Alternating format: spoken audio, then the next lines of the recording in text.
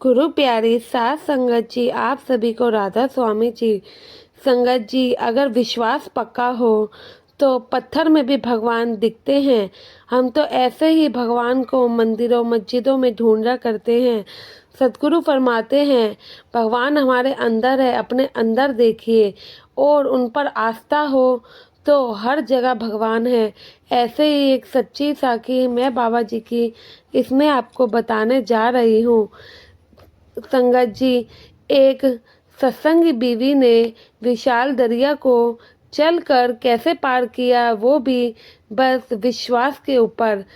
संगत जी, डेरे के पास एक गांव में रहने वाली बीवी गाय का दूध बेचकर अपने घर परिवार का गुजारा किया करती थी। इस गांव के लगभग हर घर में गाय पाल रखी थी, तो इस वजह से इसका दूध खरीदने वाला कोई नहीं था। तो लेकिन पास के गांव में एक ऐसा था कि यह दूध वहां बेचने जाया करती थी, क्योंकि वह गांव दरिया के उस पार था। तो इस बीवी को रोज दरिया पार करके ही वहां जाना पड़ता था।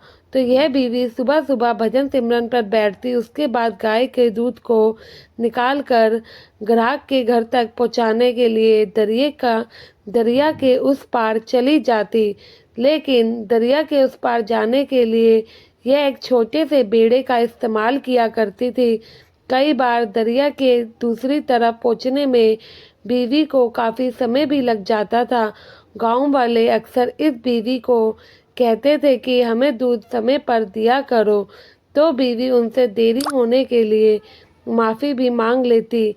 एक बार उसी गांव के सरपंच को पता चला कि ये बीवी दूध बेचती है, वो भी एकदम शुद्ध और अच्छी क्वालिटी का होता है, और सरपंच को हर रोज़ घर में बने मंदिर में शिवलिंग पर दूध चढ़ाना था। तो अभी तक वो जिससे दूध खरीदता था, अब वह दूध में मिलावट करके बेचता था, क्योंकि उसे यही लगता था कि सरपंच तो दूध शिवलिंग को चढ़ाएगा, उसे क्या पता कि ये दूध कैसा है कैसा नहीं। लेकिन एक दिन सरपंच को इस बात का पता चल गया। सरपंच ने उस दूध वाले को डांट कर गाँव से निकाल दिया, और सरपंच ने इस सत्संगी बीवी को उसके घर हर रोज़ गाय का दूध पहुँचाने के लिए कहा। सत्संगी बीवी अब हर रोज़ सरपंच के लिए दूध लाने लगी।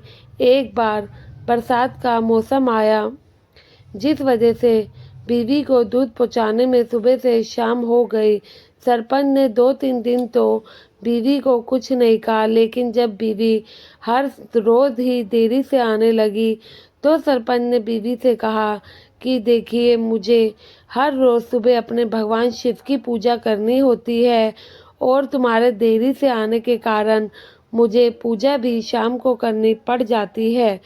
तो बीवी कहने लगी, साहब, बरसात के मौसम की वजह से दरिया पार करने में बहुत ज़्यादा समय लग जाता है, इसलिए मुझे देर हो जाती है।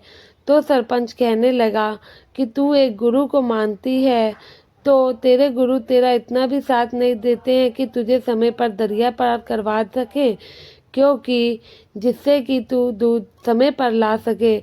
मैं भोलेनाथ का भक्त हूँ, और भोलेनाथ मेरी हर फरियाद को सुनते हैं, तो तेरे गुरु तेरी फरियाद क्यों नहीं सुनते हैं? तू अपने गुरु से अरदास करके तो देख, शायद वो तेरी सुन ले। यह कहकर सरपंच उसका मजाक उड़ाने लगता है।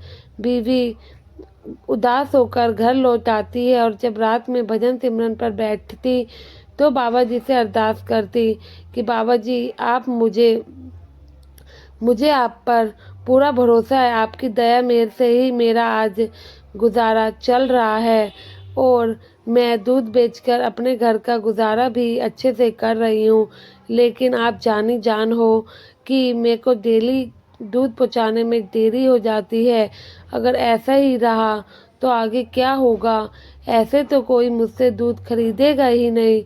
ये कहकर बीवी अपना भजन सिमरन पर बैठती है। भजन सिमरन पूरा करने के बाद अगले दिन सुबह उठती है।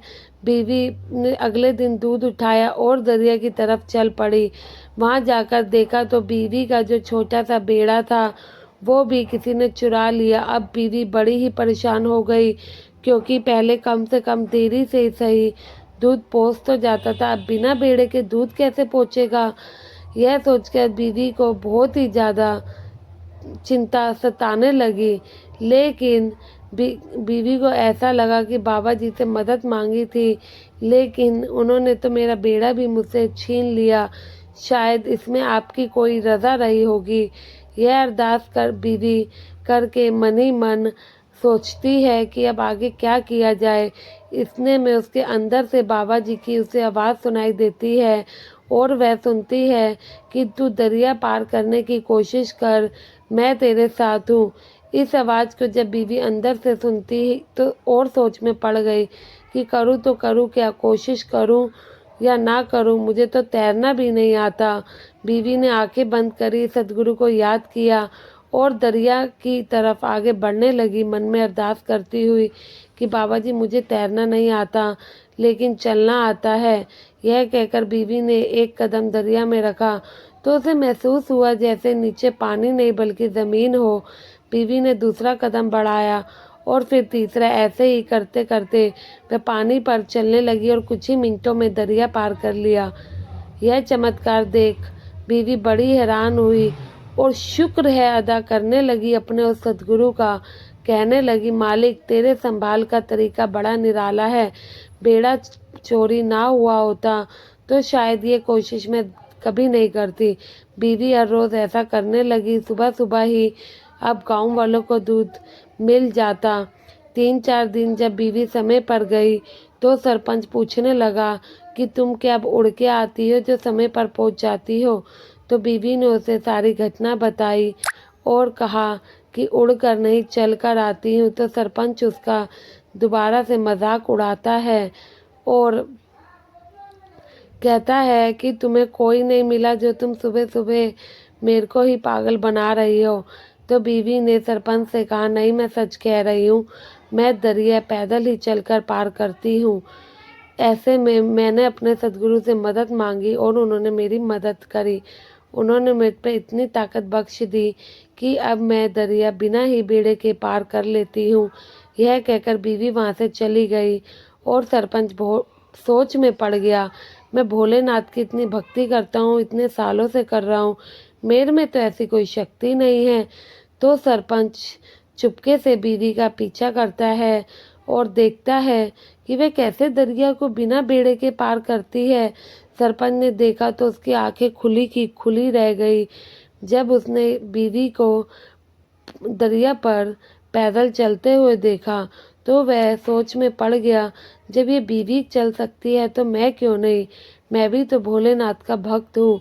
सरपंच भी दरिया के पास गया और उसने जैसे ही अपना एक पैर अंदर डाला तो उसके जूते भीग गए और वह दरिया से पीछे हट गया। अगले दिन जब बीवी फिर से आई तो सरपंच कहने लगा कि मुझे माफ़ कर दो, मैंने आपके गुरु का मजाक बनाया। तुम्हारा गुरु पर विश्वास सच में अटूट है और विश्वास में ही तो ताकत होती है। बीवी मुस्कुरा पड़ी और दूध देकर वहाँ से चली गई। साथ संगत जी, ये सब मुमकिन इसी वजह से हो पाया क्योंकि बीवी को बाबा जी पर पूरा अटूट विश्वास था। उसका बेड़ा चोरी हो गया लेकिन उसने बाबा जी की ही रज़ा समझी और यही समझा कि बाबा जी उसकी संभाल करेंगे। अगर थोड़ा सा नुकसान हो भी जाए तो हमारा विश्वास मिनटों में डोल जाता है। तभी मैंने आपको शुरू में ही कहा, चमत्कार सिर्फ विश्वास के कारण ही होते हैं। इसी के साथ इजाज़त चाहते हैं। आशा है आपका विश्वास आपके गुरु के प्रति अटूट होगा। गुरु प्यारी साथ संगत जी, राधा स्वामी जी।